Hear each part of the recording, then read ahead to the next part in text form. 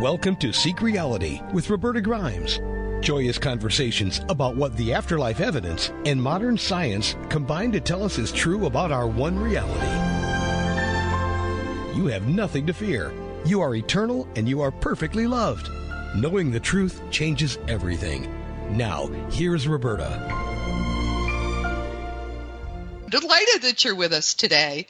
Now, we call this program Seek Reality because that's what we're coming to see we all have to do for ourselves, right? There's no existing authority that gives us most of the really important truth. So, for the most part, Seek Reality deals with the crucial information about this life and the next life that science and religions cannot or will not ever give to us.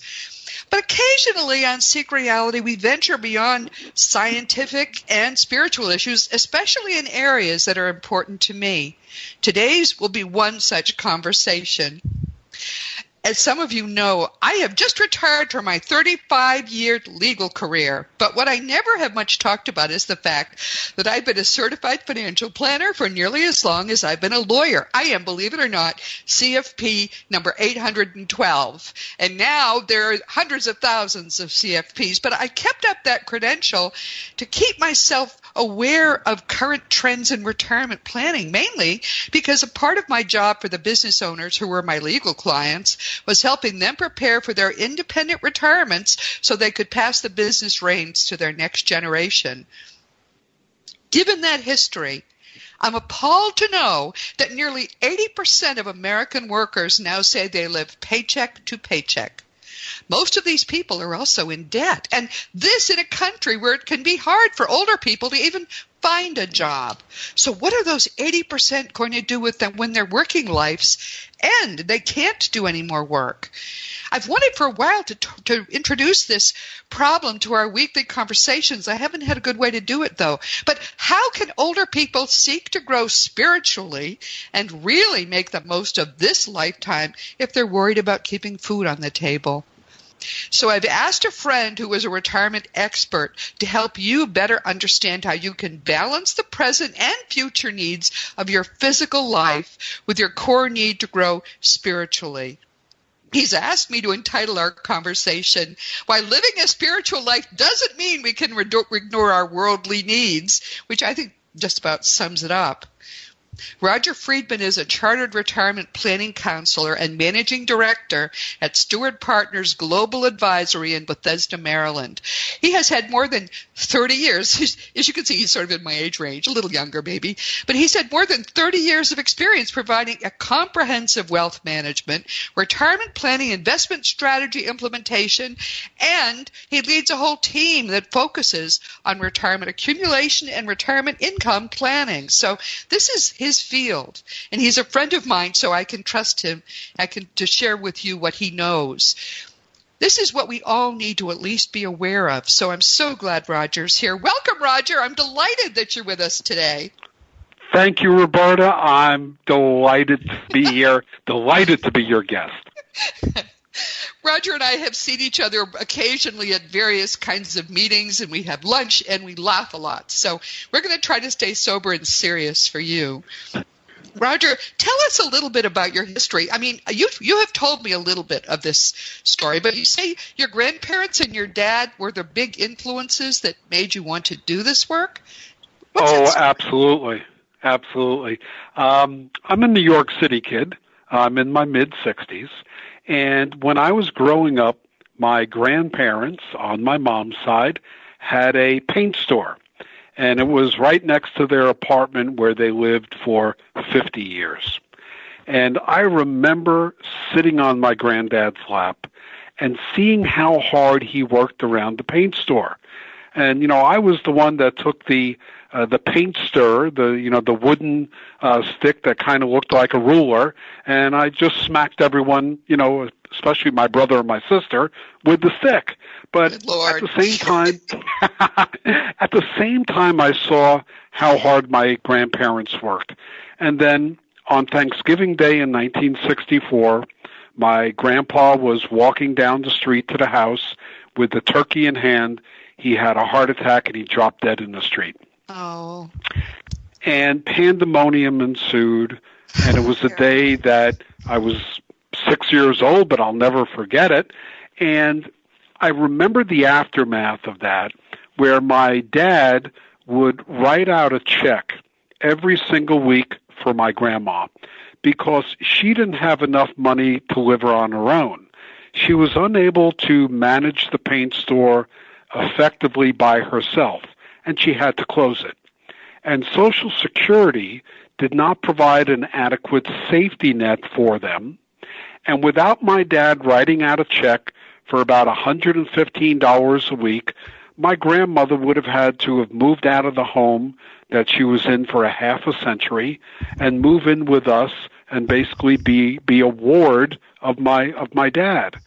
And that had a really big effect on me. And I came away thinking that parents, may have to rely on their kids, in retirement, but they shouldn't have to. No. And that lesson stayed with me for many, many years. It stays with me till today.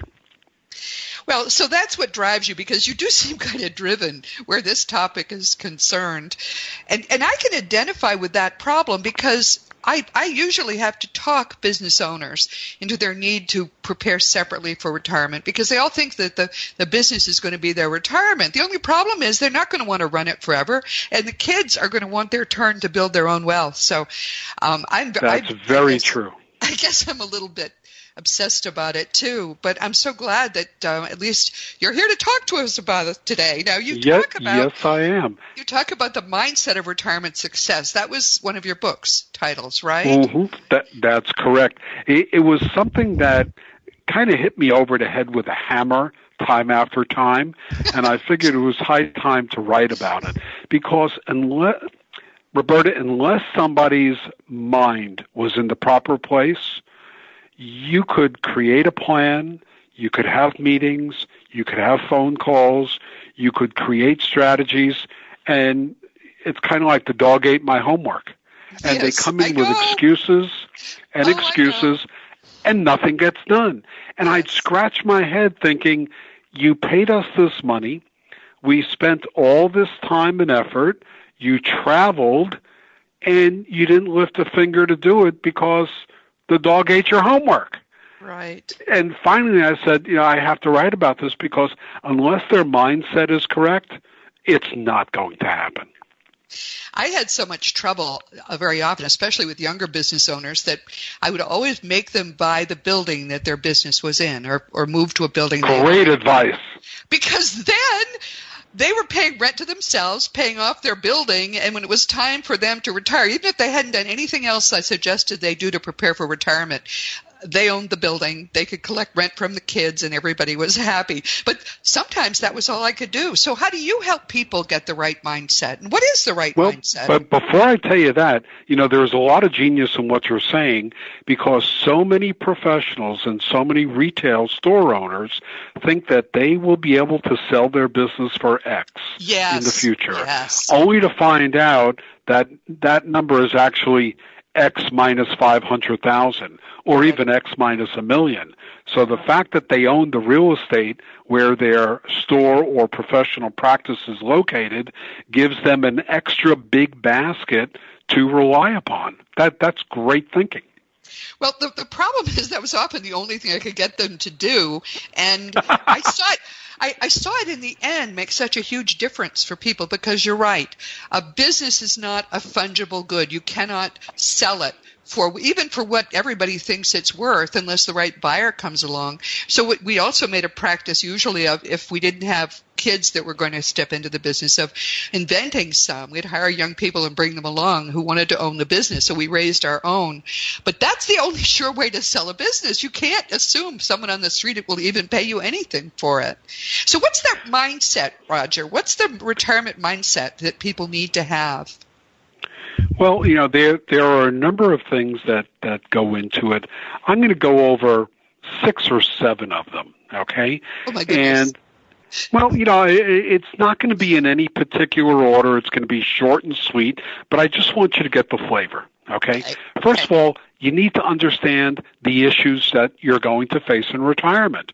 Mostly everybody doesn't know what they are.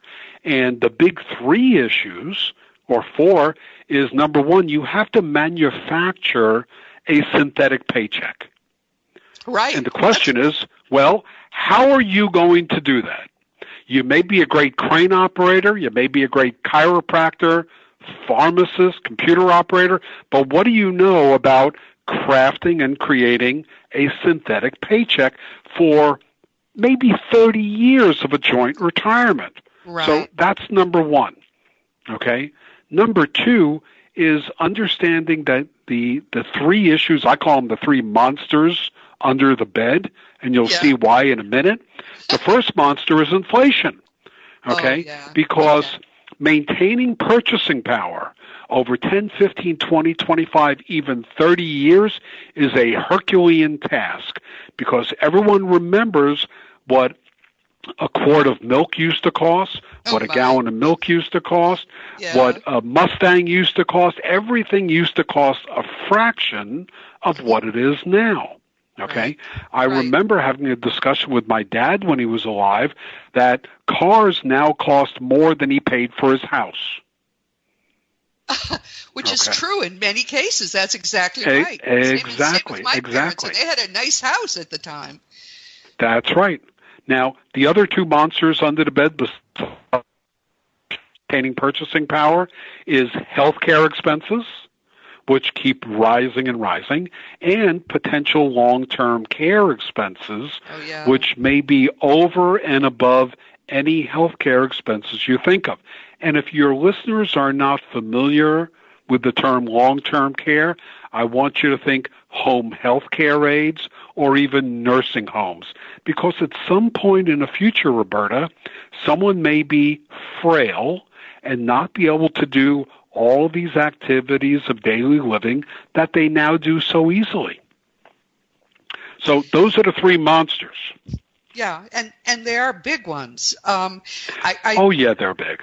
But the key, it seems to me, is to have pots of money that you are filling and putting aside, right? I mean, there's no one strategy, because those are different monsters. They'll hit different people in different ways. Oh, absolutely, and each require different strategies. So that's number 1. That's the retirement issues you'll face. Number 2 is, are you willing to do what is necessary? This is mindset squared, okay? You know, a lot of people will just bury their head in the sand and hope everything works out. What I've learned is things really don't work out unless you have a plan or a strategy to guide them and help them work out. So that's number 2. Wow. Okay. What's number 3? Number 3 is visualize your ideal retirement. Okay? If you want to arrive at a certain destination, see that destination in your head. Is it a cabin in the mountains? Is it a condo overlooking the Gulf of Mexico? Is it the wild place in Texas that you want? Is it a waterfront property? Okay, there are certain things that you're going to want to see as part of your retirement. Maybe you want to be right close to your grandkids so that you could babysit for them. You can't get somewhere unless you have a map or a plan. Otherwise, it's kind of like the husband responding to the wife in the car, "Honey, we're not lost and I don't need a map." Right. And she's like, sure. And that's right, and you understand that. So that's number 3, visualizing your ideal retirement. What is it that you're hoping to achieve? Okay? Number 4, I'm glad you asked, Roberta. Hold yourself accountable. Okay? You can't say, it's not my job, it's not my fault, someone else will take care of it. What you need to do is you got to go into the bathroom, look yourself in the mirror, and you're going to come face to face with the sole person responsible to make a financially independent retirement happen. No one else is looking back at you. You're the one. Okay? In some circumstances, you could rely on a certain amount of your spouse. Sometimes that's not feasible. But when you look in the mirror, you're coming face to face with a person who basically has sole responsibility to make this happen. But there's a problem, and I always faced it. Repeatedly, I faced it. When you have a pile of money building somewhere, people think of it as money. And money has many uses today, which I would just love to, be part of. We spend the first half of our life accumulating stuff and the second half getting rid of it. So when we're younger, it looks like money to us. So I used to tell my clients, it's not money. As soon as it goes into that account, it's like a refrigerator. You just can't spend it. I actually use that analogy. You can't spend it. It's useful. You're going to really be glad you had it later, but you just can't spend it.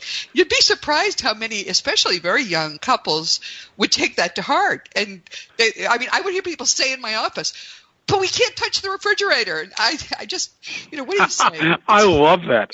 I love that. Well, it's kind of like, I tell people, the more you spend, the less wealth you have. Well, that's true. If you want wealth, you have to curtail the spending. Okay? Because it's like putting a hole with a pencil in a paper cup full of water. Okay? And all the money is just going to flow out, all the wealth will be gone that you've been saving up to support your future retirement. And that takes us to, I'm sorry, go on. I'm just going to say, but Mr. Friedman, I need the money now. So what do you say to that? So I used to say to people who really had that kind of craving, we are buying something very important, and that's what that is. We're buying a future that you're going to love being in. So we have to put a little money aside for that, but we're just doing it in a very positive way. And anyway, it's a refrigerator. But the point is, I really found that we had to get people invested in what was going to, the fact that they didn't always want to work, and what was going to be fun about that next stage. Although, it's a matter of setting priorities. Is it granite countertops or an IRA contribution? Well, that's true. But do people say to you, but I'm going to die young? I don't want to save money.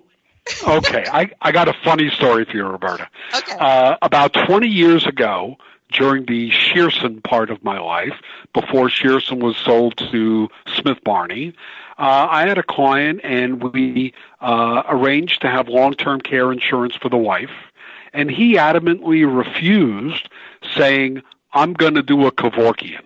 Okay? I'm never going to, live in a nursing home. And there was no rationalizing with him. That was his, 3-word response. I'm going Kevorkian. Okay? And some years later, I found out from his wife that before he passed away, he actually bought it from a local agent because he was too embarrassed to come back to me, because his wife said, you're getting the long-term care or I'm out of here. Oh, well. Exactly. But, there are priorities, okay? That's right. And that leads me to the fact... in the positive priority, though, Rodger. That's what struck me. They have to see it as something really positive. Yeah, they have to... What were you going to say? As you can see, I love this topic. That's okay. They just have to see a future that they want to be part of. And you don't want to live in a tenement in the future after working for 40 years. You want to live as you wish to live, okay? And you have to prepare for that. And that leads me to number 5, don't go it alone, assemble a team. Because, just as you were saying before, you're a CFP and an attorney trained.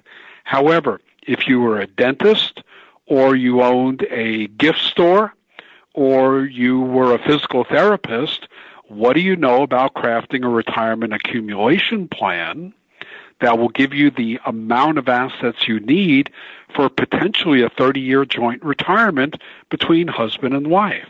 Okay? That's a skill set that's probably not in your toolbox. So you want to hire a team of people, and it sounds scary. However, hiring a financial planning professional, having a certified public accountant, these are two things that I think are very, very important, because most people, and please correct me if I'm wrong on this, Roberta. Most people learned about money two places.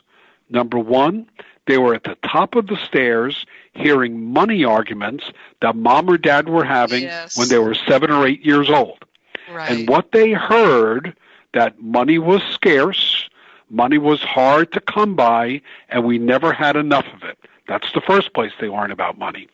The second place was they never learned it in school, but if they took some courses in college, odds are they heard it from an associate professor that makes $45,000 a year, that has $2,800 in their checking and $2,000 in their IRA.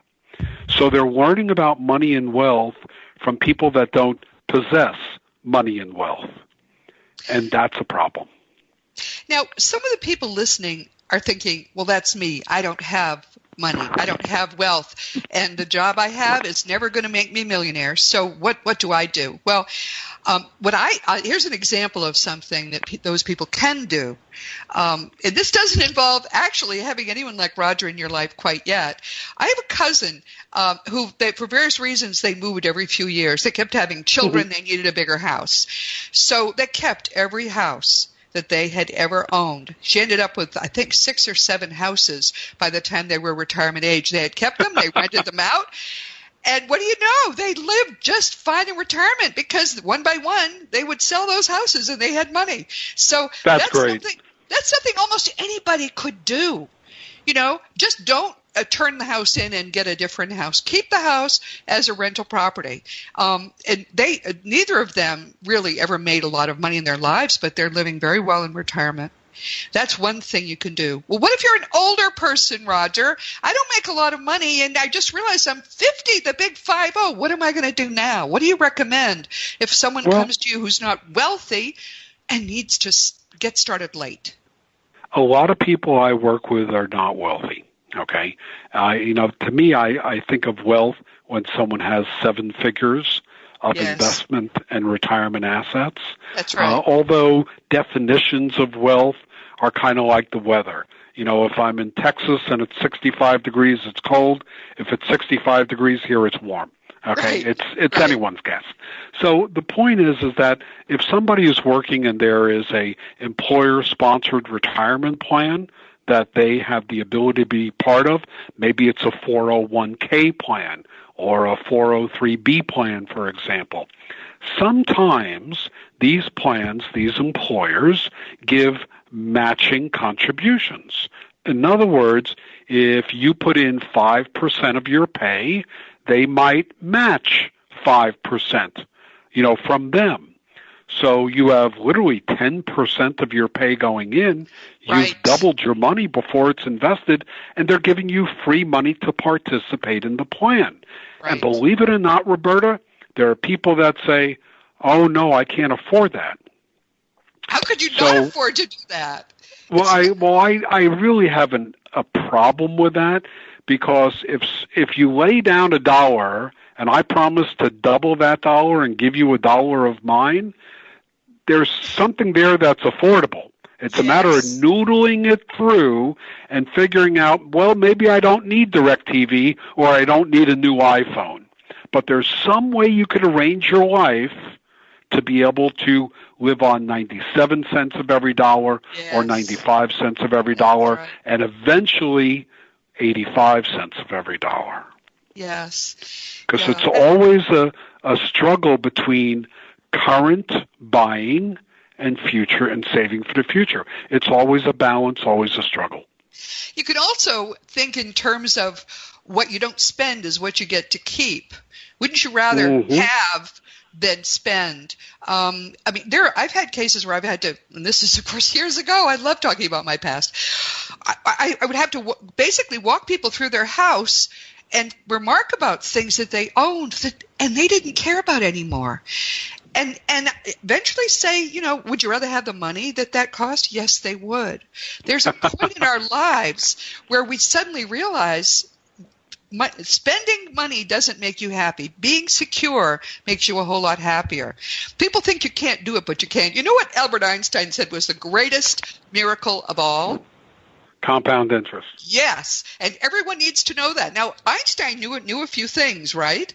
But since he knew that, to me, that is about the most sensible thing anybody ever said. Starting early, you don't have to put as much away. But you're right. If you start late and you're creative, you can. I mean, you can buy a house and rent it out to people. What I love about doing real estate is it's a very sort of solid thing. You can't spend it. It really is like a refrigerator. That's true. However, I will argue with you on something you said, my dear. What? You said that people want to be secure. The only people I know that are secure reside in federal penitentiaries. Oh. Yeah, so I'm going to ask you, do you want to be secure, Roberta? No, not in the penitentiary. But people, it may be illusory, Rodger, but people want it all the same. They want to know that they have $1 more. I mean, hearing that 80% of Americans are living paycheck to paycheck. That, for me, was a huge wake-up call. I decided we were going to talk.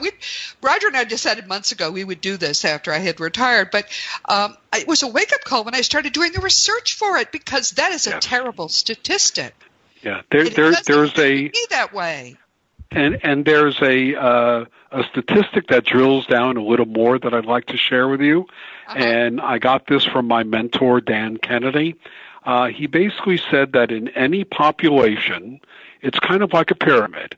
There's the top 1%, okay? And that might be a George Soros, it might be a Zuckerberg, it might be a guy from Microsoft or Trump or something like that. And then there's 4% below them, people that maybe have $10 million or $20 million, not billions, okay? Right. So that's the top 5%. Then there's another 5% under that, and those people maybe have $1 to $5 million, and they're very secure, as you like to say it, and they really don't have to worry, okay? Yes. Then there's another 10%. They're going to make it. They're going to be okay in retirement. They can't buy a yacht, but they'll be okay. And then there's 80% that, as you say many times, are living paycheck to paycheck. And if they lost their job for 6 to 8 weeks, for example, and money wasn't coming in, they might lose their home or even worse. Yes. Okay? And all of these populations divide. You could have a room of 300 millionaires inside a conference room, and it still divides 1, 4, 5, 10, 80. Really? Yes. Are you sure? It's amazing. That is, it's a little distressing. But the point it is distressing, and I don't like it, but I've seen it in play time and time again. But it's up to each of us where we're going to be on that hierarchy. Oh, absolutely. You have the ability to move at any part of that pyramid, and that goes back to mindset. Yes. Okay, because for people that really never were introduced to money in their life, the idea of having a lot of money, or God forbid even being a millionaire, it's totally foreign to them. They would never even think, gee, I could become wealthy, and if I became wealthy, I could give more to my church, my synagogue, I could give more to educational institutions, things that I care about, I now have the money to support because I have some wealth built up. Yeah, and thinking of it as wealth to me is a good thing. If you just think of it as $100 that you're putting aside every week or something, and if that's all you can do that, because absolutely, you'd be amazed how well that would build up over 5 years. My goodness. Well, the silly question, Roberta, that people need to ask themselves. When they say, I can't afford to save, I say, okay, you receive $1 of wages. Can you take 1 penny of that dollar, 1 penny, and put it away in savings and only live on 99 cents? Yes. And they look at me like I'm an idiot and say, well, yeah, I could take a penny. I go, okay, you're going to take 1 penny or 1% of every dollar that you bring in, and you're going to put it in a wealth building account. And then I'm going to knock on their door a couple weeks later and say, how's that 1 penny going? Could you make it 2 pennies? Yes, right. And I nag them until we get to 20 cents out of every dollar. It may take years, but I nag. Many people don't realize that it isn't the big things that keep us from growing our wealth. It's the little things. It's like the coffees for $5 instead of having don't get me started on that. Well, I mean, when you walk people through it, when I walked myself through it when I was very young, and I suddenly realized how much money I was spending at Dunkin' Donuts a week. Sure. And then by that a month and that a year, I stopped going. I'm sorry, I love Dunkin' Donuts, but I stopped going because that money I brew my own gourmet coffee every morning. Right. And every 2 months, I go and buy, I think it's 3 pounds, and it costs me about $55. And it makes hundreds of cups of coffee. It's a heck of a lot cheaper than Starbucks. But also, it's even better. I mean, you can get to the point where you actually like the cheaper alternatives better. But I advise anybody who's being skeptical now, sort of maybe glaring at the radio or wherever you're listening. Right. Go through your own weekly spending. Maybe write it down, maybe for a month, and then look at how much money you're spending that you can't even now. You don't care about whatever it is you spent the money on. Eating out once a week or once a month rather than stopping on the way home every night, even if you're working. It's amazing how easily you can get used to doing a little bit more and then saving that money, and it adds up. It adds up. Oh, you're exactly right. This is fun. We should have done this sooner. I'm enjoying this because I've done it all my life, and I really don't get to talk to anybody about it anymore. And there are so many people who need this.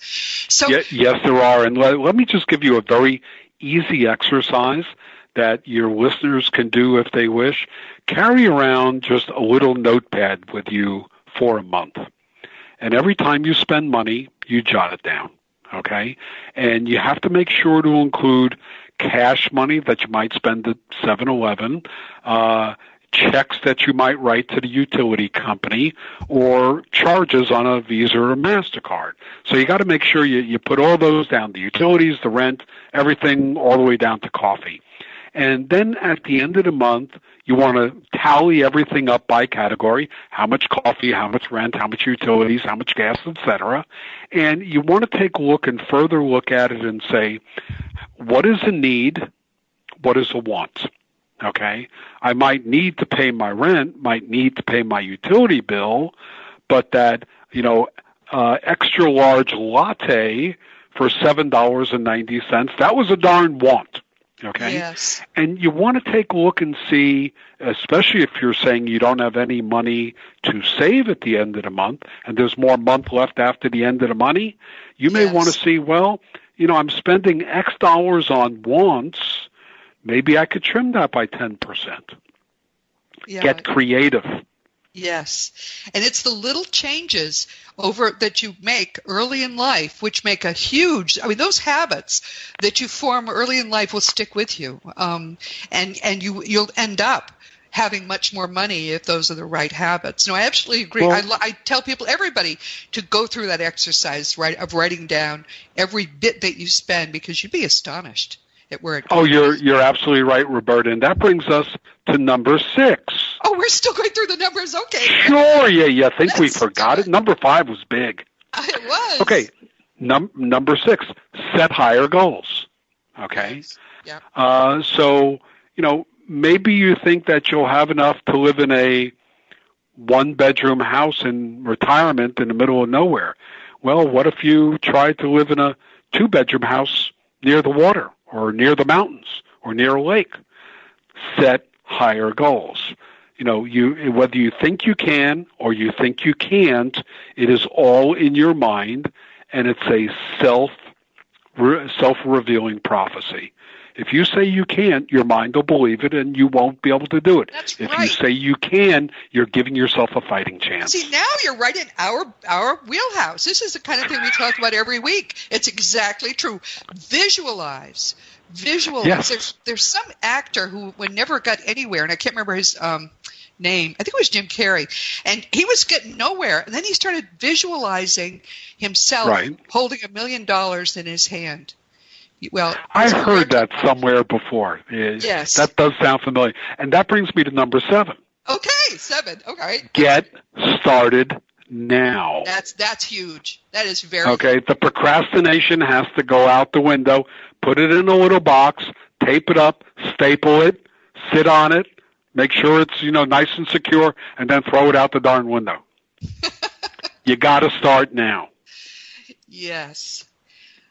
What's funny about starting now is it isn't hard. The earlier you start, the easier is the slope you've got to go up. Obviously, if you wait until it's 10 years till retirement, you're going to be putting everything into the bank if you hope to have any kind of retirement at all. But if you start when you're in your 20s or your 30s, it's an easy slope, and you can get to the same wonderful place. You're right. It is easier, and it's kind of like, I went to Weight Watchers a long time ago, and they always said, be very, very careful. Don't go out to dinner with people that get chocolate ice cream sundaes for dessert. Right. Because as much willpower as you think you have, after the third dinner, guess what? You're going to have a spoon in your hand during dessert. Of course. You need to hang out with the right people. Yes. Yeah, no, but just in general, thinking about what your own priorities are. If you have priorities that are important to you, if you keep them in mind, again, like Jim Carrey, you're visualizing your future. Keep that before you, and you'll make the right decisions much more easily. So are there any more of these now? Well, no, there were 7 that I wanted to go over. Okay, and by the way, that happens to coincide with the 7 chapters of my 3rd book, The Mindset of Retirement Success, 7 Winning Strategies to Change Your Life. And yes, people could get it on Amazon just like everything else. All right, so that's great. You've written another book, too, which I want to talk about a little bit because... Which one? I got 4 of them in front of me. I know. A Parent's Guide to Your Child's Retirement. Yes, my newest one. You don't think in terms of parents even caring about their children's retirement, unless, I sort of am starting to now about my own. But how can a parent help their child to retire well? They're not even going to be here when the child retires. No, but I look at it this way. We parents have a wealth of experience to share with our children regarding our own missteps and the blunders we've done in planning for our own life after work. And more often than not, mom and dad lack a blueprint to effectively engage in those needed conversations without them turning into lectures, accusations, or shouting matches, kind of like, the C on the report card in 10th grade. Yeah, you don't want it to degenerate into one of those shouting matches. You want to have a nice, clear, calm conversation. So the idea behind the book was to create 21 thought-provoking conversations for parents to have with their adult children. Okay? And it's not meant to have those 21 conversations on one phone call, and it should never be an interrogation. But you could ask a couple questions during a dinner together, or a couple questions a month later on a phone call, and then just, gradually begin to, get through the 21, because they're all interactive and they're all questions that show concern and not pointing a finger. So your book is about how to do that for your child, which strikes me as a very important thing, because if you have a child that you're worried about and you want to help get on a better path, that strikes me as something that you'd want to have a way to do as well as possible. Oh, absolutely. Roberta, let's say for the sake of example, you were, a dentist, and you had a 27-year-old kid working in the city. And you might say something like, I was thinking about something our financial advisor said during our last meeting, and it made me think, what kind of steps have you taken to prepare for your own retirement? Now, that's not accusing your kid of anything. You're just saying, hey, I was meeting with my person. Have you thought about this stuff yet? Okay? But you want to frame the question in a way that you share a little bit of what you had to go through and let them know you're there as a resource. These are the kind of questions I'm thinking of. Yeah. And if you have some money put aside and you think your children are sort of coasting, expecting, they're going to have their turn with your money, another thing you can be sure to tell them is nothing is certain.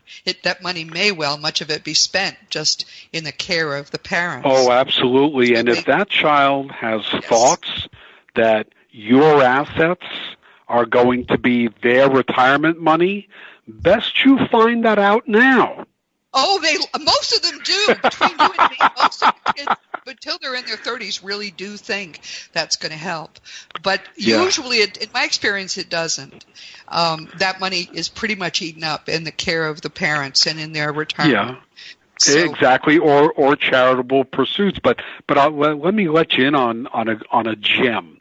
My friend Richard Watts, who's a lawyer in California, wrote a book called Entitled Mania. Yeah. And it's all about kids, whether they're entitled or think they're entitled to the parents' money. Yes. It is a phenomenal read. And he's a lawyer, and he knows about this because he advises wealthy families. And he sees what happens with the kids. Yes, right. Great book to read. That's great. It's called Entitled Mania. Is that what you said? Entitled Mania by Richard Watts. Great. Good. Excellent recommendation. You'll love it. I'm thinking now, but what would you most want people to take away from our conversation? Well, I want them to understand that, if they pursue I'm going to call it a wealthy retirement or an independent retirement, they basically have more resources to share with others. Again, whether that's the church, the synagogue, the community center, the volunteer fire department, whatever it is. But, I know that if I have money, I could write a bigger check and I could help more than if I had less money. Okay? Right. And I want to be able to spread that joy, that happiness with my family and my community. So whatever you're saving for, if it's for your retirement, if you're ever able to save enough, you can also tithe, you can share it, you can give to your favorite charities. And you can't take it with you.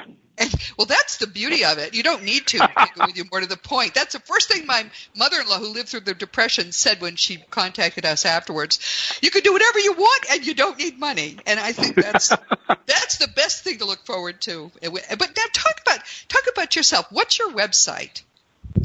Okay, well, I am at Steward Partners, STEWARD Partners. But if any of your listeners would like a checklist that I created, it's called So You Think You're Ready to Retire, a checklist of 73 essential steps to take before you cash your last paycheck. If you'd like this checklist, just email me at Rodger, RODGER, Friedman, FRIEDMAN, at Steward, STEWARD, Partners, PARTNERS.com. And I will send you a PDF copy of this checklist. In the subject line, just put Checklist 73, and I will send it to you. That's great. Thank you so much for that. And that's how we'll be giving you, if you're in the chat room next week, we'll be giving you his contact information. And if you're listening later as a podcast, it'll be in the description of the podcast as well. I'm so sorry we've come to the end of our time. That's okay. Could I give you my phone number as well? Sure. Go ahead. It is 240-800-3450. Okay, well, we'll also include that. But this has been Seek Reality with Roberta Grimes, and I'm really glad you could be with us today. This has been fun for me. Roberta, thank you so much. It was a blast. We always have fun when we get together. Never forget that you are a powerful, eternal being. You never began, you never will end. And when you really get what that means, it's going to change everything in your life for the better. Next week, we're going back to our original topic. Our guest will be our wonderful friend, Joyce Stewart. This is going to be her 6th time with us because she keeps coming up with these wonderful ideas. We're going to be talking about her new and really timely book. It's called Restored to Love, Healing Sexual Abuse Trauma. Her book is about using energy-based treatments to heal the trauma of sexual abuse, but she says that basically these are treatments that can be used to heal just about any kind of trauma. And there's a deeper spiritual aspect to her methods that she's going to expand on for Seek Reality listeners, so please be sure to join us next week. And this week we've been spending time with my personal friend, Rodger Friedman. He's talking about something which is really, I think, as important as anything we talk about here, because if you can't get your financial life in order, when are you going to have the time to get your spiritual life in order? The sad fact is most people really never do. And I'm trying to make the steps you would need to take to grow spiritually as easy as possible, because I know your life is busy. But wouldn't it be better if you made a few small changes now? And so you also would have enough money that you wouldn't have to worry as much. Rodger is an obsessed individual. He is obsessed with helping people retire well, but he's also a lot of fun. So if you're interested in talking with someone, I know he'd be delighted to talk with you. Just tell him, where you and he met. As you know, my nonfiction books are Liberating Jesus, My Thomas, The Fun of Dying, The Fun of Staying in Touch, The Fun of Growing Forever, The Fun of Living Together, and for young children, The Fun of Meeting Jesus. My next adult fun book will be out soon now. It's called The Fun of Loving Jesus, Embracing the Christianity that Jesus Taught. I'm excited about this one because it's going to tell you things that you don't know that are so profoundly true about Jesus. It doesn't even matter if you're a Christian or if you have any religion at all, you're going to want to know more about what I think is the most profound thing that's ever happened in human history. It has nothing to do with Christianity. You can order all these books, of course, through bookstores and Amazon.com and so on. The adult books, of course, are available as audiobooks. If you want to talk about any of my books, or if you want to talk about anything at all, you can always contact me through RobertaGrimes.com. I answer every email. Past episodes of Seek Reality are available, of course, on webtalkradio.net and in a lot of other places. And if you ever wonder where we are now, you can always go to RobertaGrimes.com and click the radio tab. Meanwhile, this has been Seek Reality with Roberta Grimes. Please enjoy and please make the most of this coming week in our one beautiful reality, knowing that you in particular are a powerful, eternal being, and you, more than anyone in the universe, are infinitely loved. You've been listening to Seek Reality with Roberta Grimes. Roberta blogs and answers questions at robertagrimes.com. Join us every week as we explore what the afterlife evidence and modern science combine to tell us is true about the one reality we all share. Knowing the truth changes everything.